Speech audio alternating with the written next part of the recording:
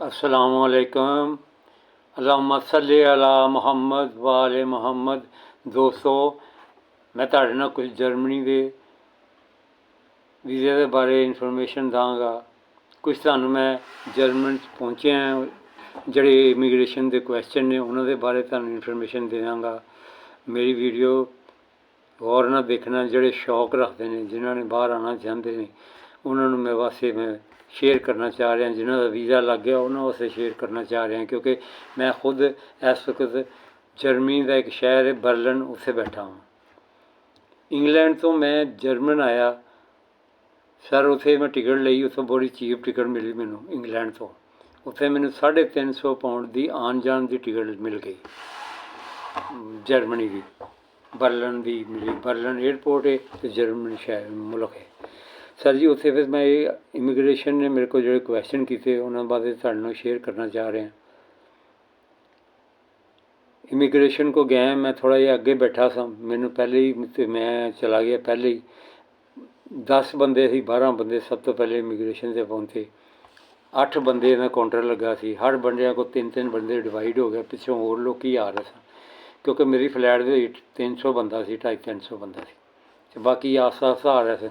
उन्होंने तुहानूं दसां कि जिन्हां कोल यूरोपीयन पासपोर्ट सी या यूरोप के शेंजन के पासपोर्ट सन, उन्होंने तो उधर ही लिखिया है, वो ई पासपोर्ट समझ लो उन्हों की कोई स्कैनिंग नहीं होंगी, मशीन पर रखते हैं तो लग जाते।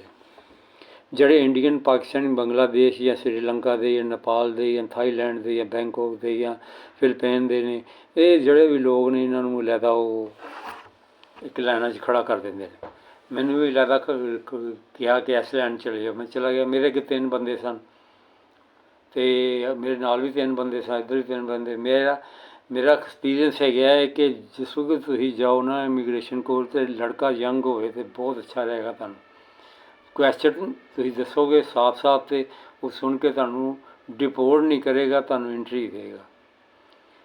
उन्हें सब तो पासपोर्ट मेरा पकड़िया, पकड़ के तो वेखी गया, तो नाले मैनूं कहंदा इत्थे काहदे वास्ते आए हो। सब तो क्वेश्चन ये होंदा इमीग्रेशन का कि किस मकसद लिए आए हो। कोई इत्थे सैमीनार वास्ते आते हैं, कोई स्टूडेंट है ने, कोई बीमारी का इलाज करन आते हैं, कोई पढ़न आते हैं, कोई PhD करन आते हैं, तो कोई लोग भरा बुला रहा होंगे छोटे भरा नूं, या कोई प्लंबर आता है काम करने लई, स्किल का काम करने लई। लेकिन मैं इत्थे हैगा, मैं ट्रैवलिंग करना सिर्फ टूरिज़म वास्ते आया था। मैं टूरिज़म का उन्होंने क्वेश्चन उन्हें किया, तो मैं टूरिज़म का दसिया। उन्हें फिर मैनूं पुछया कि किहड़े कंट्री में गया, मैं दस दिता कि यह कंट्री में होया। उसके बाद मैनूं कहंदा कि तुसीं ठहरे हो कित्थे। मैं क्या मेरा होस्टल है, मैं उत्थे पगास होटल च ठहरांगा, 8 दिन ठहरना मैं, 8 दिन तो मेरा स्टे है, 8 दिन की मेरी बुकिंग है, तो 3 दिन के मैं पे किए, 3 दिन के पैसे मैं पेड किए सी, बाकी मैं जाके करने ने।